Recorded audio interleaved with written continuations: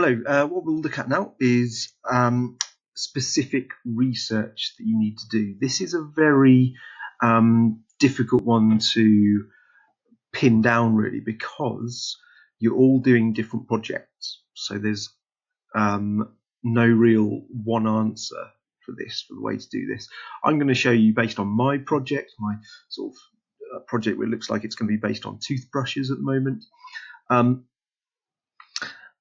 Your project, your portfolio will need to answer different questions, need to look different to the kind of things that I'm going to be doing, but use this as a guide.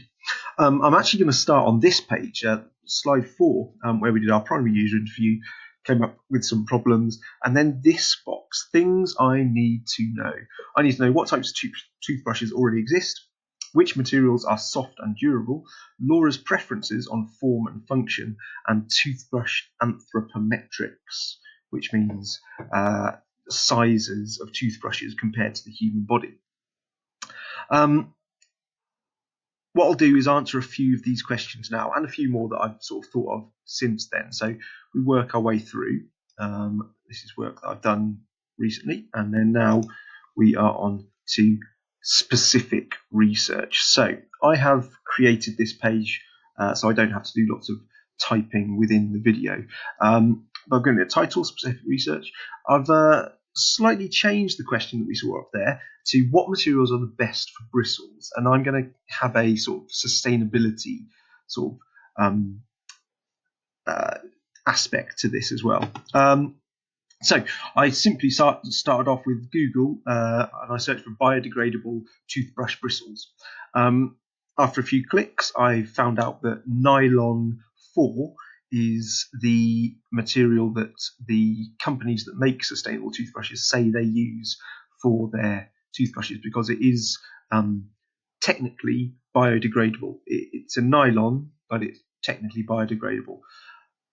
What I then found out with a few more clicks is that actually, and I'm based mainly on this website, actually not many of the companies do use true nylon 4. They use something called nylon 6, which isn't biodegradable.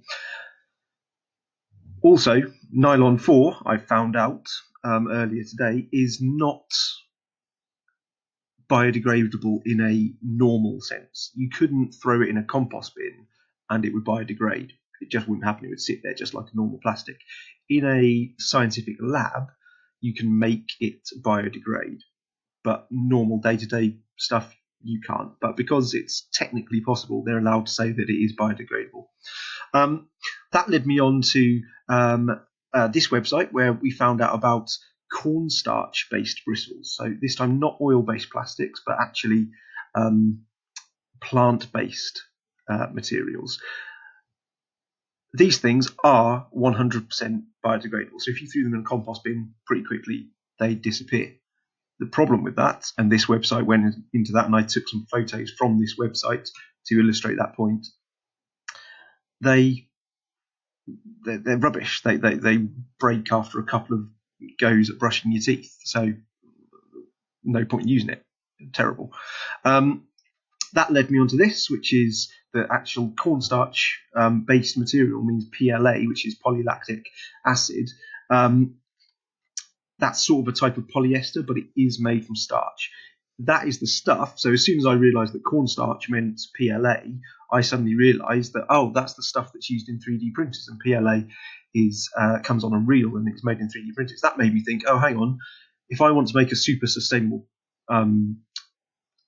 toothbrush, I could 3D print it, and that would have its own sort of sustainability benefits.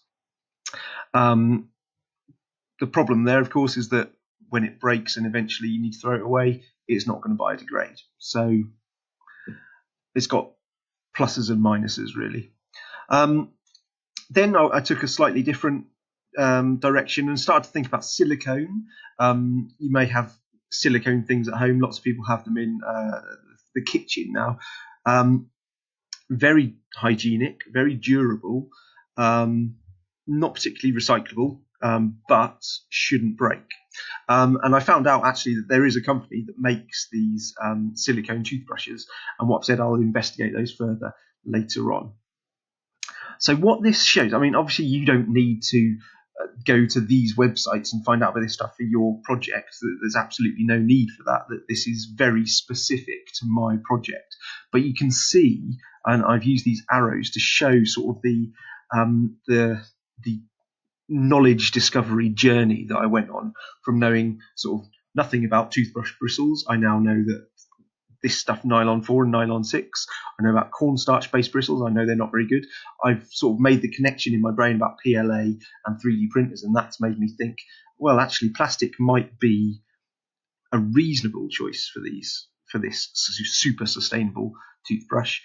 Got its disadvantages, and then I've gone in different directions. So you should be thinking about discovering things in here. As you can see, I've taken screenshots from websites and I've copied and pasted the URLs to them underneath so that I can show where I got that information from. This section down here, this is a different type of research. This is primary research. So literally what I did was took a ruler and a load of toothbrushes and I measured them. Wasn't particularly interesting, but it was primary research. What I found out is that the brush length, the bit with the brush, is basically 30 millimeters long. The handle is roughly 150 millimeters long. The overall length then is about 180 millimeters in length, and the handle is about 15 millimeters in width. What I've just decided on here is basically, as long as my designs are within these dimensions, they should be successful. If I go and design a toothbrush which is 2 millimeters long or 3,000 millimeters long, well, that's ridiculous. Not going to work. Absolutely not going to work. Remember, I think I've told you all before about the young man who, as part of his GCSE project, designed a cutlery tray for inside a kitchen drawer. He did a really good job of this cutlery tray. It had like magnets in it. It was really cool. But what he failed to do was measure his mum was his primary user. He failed to measure his mum's knives and forks, and they didn't fit. They were too long. So learn from his mistake, please.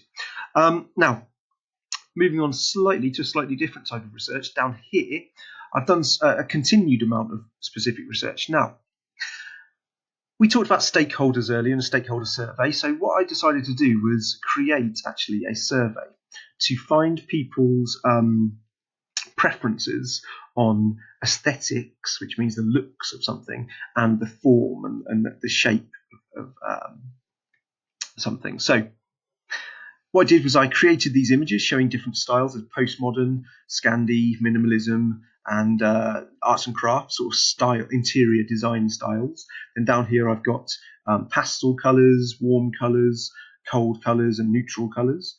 Down here I've got stainless steel, beech, silicone, and teak. So what I've done is I've created this short survey and I sent it out to loads of people, all the other teachers I sent it to, and this is what they came back with. Now, this gives me actually a lot of really good data. For instance, I can tell that 50% of people like that style there, that sort of clean, pale, kind of modern style. I can tell that over a third of people like those colours there. Okay, I can tell that nearly 50% of people, and if you include the beech, 85% of people prefer some sort of timber as part of their products. Now, this is very vague. I didn't tell them at all that it was to do with toothbrushes. I just said, what would you choose based on your own personal preference? And that's what they came up with. So what I've done is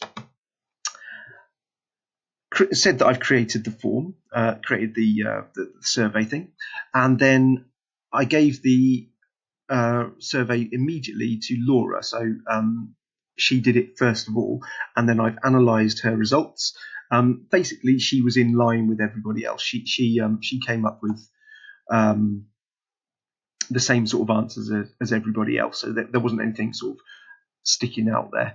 And then over here, I've got the full set of results, and then I've analysed it over here to say what was popular, what was not popular.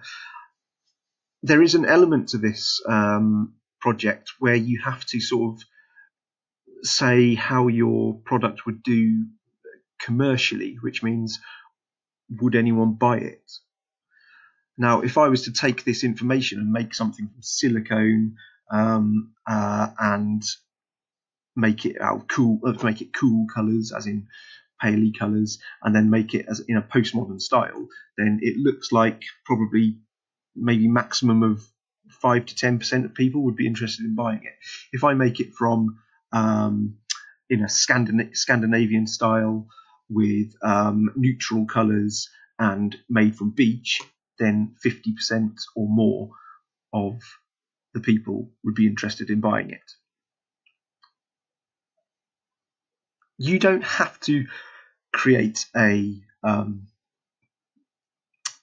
survey like this. You could do one based on paper, but I would suggest that these give you a really, really quick and good way to build up a lot of data, and a lot of real data as well. So as you can see, I've got 38 responses so far. I'm sure more will come in as we go. But this is real data, and that's something that the examiner of this piece of work will be really pleased to see. They will think that's really high quality work. What you will have to do is make sure that when you write your questions, that you write the questions really well. Okay, don't make sure it's easy for people to answer the survey. If it looks like we're struggling that, I may well do another video on how to create a survey. I think that's everything for now. Obviously, the things that you see here, these are very specific to me, and the stuff that you do, the work that you do, will be very specific to you. Remember, I based it on this box here. Things I need to know. Okay, so I can tick that one, I can tick this one, I can tick this one to a certain extent. One thing I have forgotten to add here is responding to Miss Dilnut's feedback here. She said, how does Laura store her bamboo toothbrushes? Could be this an area you look into to encourage drying. So I went and took some more photos. So I added to this work here to say, this is how Laura stores her toothbrushes. You can see this sort of pot with the toothpaste and the toothbrushes. And this doesn't have a hole in the middle. So without wanting to be revolting, all the sort of liquid from a toothbrush collects in the bottom of that pot, and that's what causes this sort of horrible mouldy sort of look at the bottom of the toothbrushes. So yes, Miss Dillon is right, there is definitely somewhere I could look at. Another thing I added as well here, during my internet research, all of this sort of stuff, I came across this website. This was National Geographic, and this was just some facts to back up my design brief, really. Just realised I've put that in the wrong place. There we go. Just to back up my design brief, 1 billion toothbrushes are thrown away every year in the USA alone. That's remarkable. There's about 300 million people in the USA, so they're throwing away a toothbrush about once every 4 months. That's remarkable. So if you scale that up to the rest of the world, that's a huge amount of plastic that's just been thrown away, never to biodegrade. So that gives a real life sort of bit of information about my project, saying, yeah, this could be something which is useful and important. So again, when I finish with these, which I have, I'm going to go up here, I'm going to share, typing down that, there we go, and I'm going to send that to Miss Dilnut. do have a go. This is something which is quite difficult, so I implore you to share with us when you've done some research, to make sure that it's relevant research. I suppose you could say that no research is sort of totally useless research, so keep it in your portfolio, but some of it might be more useful than other bits.